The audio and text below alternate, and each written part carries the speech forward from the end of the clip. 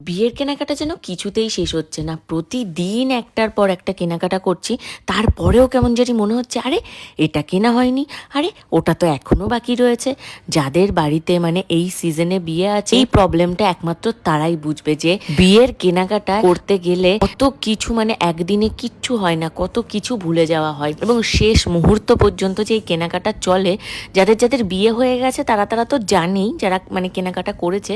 যাদের এখন বিয়ে মানে এই ডিসেম্বরে বা জানুয়ারিতে বিয়ে, তারাও খুব ভালো করে হাড়ে হাড়ে টের পাচ্ছে। তার কারণ হচ্ছে আমরা নিজেও হাড়ে হাড়ে টের পাচ্ছি। কারণ কি বলতো, এই এত কেনাকাটা করছি তারপরেও খালি মনে হচ্ছে আরে এটাই তো এখনো কেনা হয়নি। এই যেমন ধরো আজকে চলে এসেছি আমাদের বাড়ি থেকে স্বর্ণজিতের বাড়িতে ছেলেদের যে তত্ত্ব দেওয়া হবে। আমরা না এক একটা সেগমেন্ট করে করছি। যেদিন মেয়েদেরটা কিনতে যাচ্ছি সেদিন শুধু মেয়েদেরই কিনছি, যেদিন ছেলেদের জামা কাপড় কিনতে যাচ্ছি সেদিন শুধু ছেলেদেরই জামা কাপড় কিনছি। আজকেও সেই রকম ছেলেদেরকে কি দেওয়া হবে সেইগুলোই দেখতে চলে এসেছি। তোমাদেরকে দেখো অনেকগুলো শার্ট দেখালাম। এগুলো হচ্ছে একদম আমাদের বাড়িতে মানে আমাদের বাড়ি থেকে আমার শ্বশুর বাড়িতে ছেলেদের যে তত্ত্বগুলো দেওয়া হবে সেগুলোর জন্য সিলেক্ট করা হচ্ছে। কোনটা কোনটা সিলেক্ট করেছি যখন তত্ত্ব সাজাবো তোমাদেরকে তো দেখাবোই। আর এখানে এখন চলে এসেছি একটা ছোট বাচ্চা মানে 10 বছরের একটা ছেলে বাচ্চার জামা লাগবে সেইটার জন্য। তোমরা অনেকেই ইতিমধ্যে বিয়ের যে ভিডিওগুলো আমি ছাড়ছি মানে আমাদের বিয়ের কেনাকাটার যে ভিডিওগুলো ছাড়ছি, সেখানে অনেকেই অনেক রকম মন্তব্য করছো। যতই ভাবি না কেন যে না নেগেটিভ কমেন্টের কোনো রকম কোনো উত্তর দেবো না, কিন্তু তোমরা এক একজন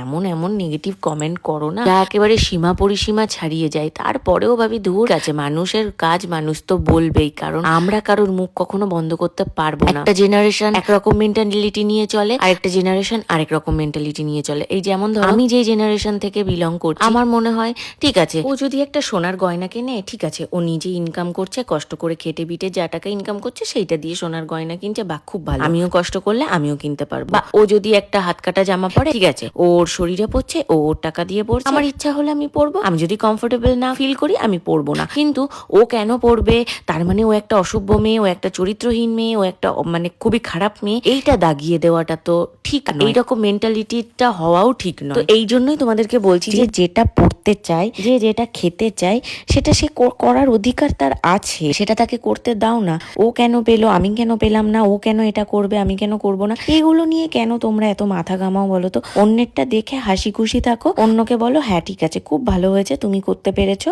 আমিও চেষ্টা করব যাতে আমিও করতে পারি। তাহলেই না নিজের মধ্যে একটা পজিটিভিটি আসবে। আর এই জন্যই তোমাদের কোনো বাজে কমেন্টে আমার কোনো রকম কিচ্ছু যায় আসে না, কারণ আমি যদি একবেলা না খেয়ে থাকি, তোমরা কেউ আমাকে দিন শেষে এক মুঠো ভাত এনে দিয়ে বলবে না তুমি তো না খেয়ে আছো, না ওই ভাতটা খেয়ে নাও। এখানে দেখো কিছু ধুতি দেখাচ্ছি। এই ধুতিগুলো আমাদের বাড়ি থেকে স্বর্ণর জন্য নেওয়া হচ্ছে, যে ধুতিটা পরে স্বর্ণ আর কি বিয়ে করতে বসবে।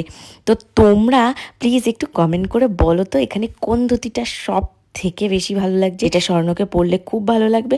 বিয়ের আরো দারুণ দারুণ ভিডিও আসছে, কেউ কিন্তু মিস করো না, পেজটা ফলো করো। সবাইকে টাটা।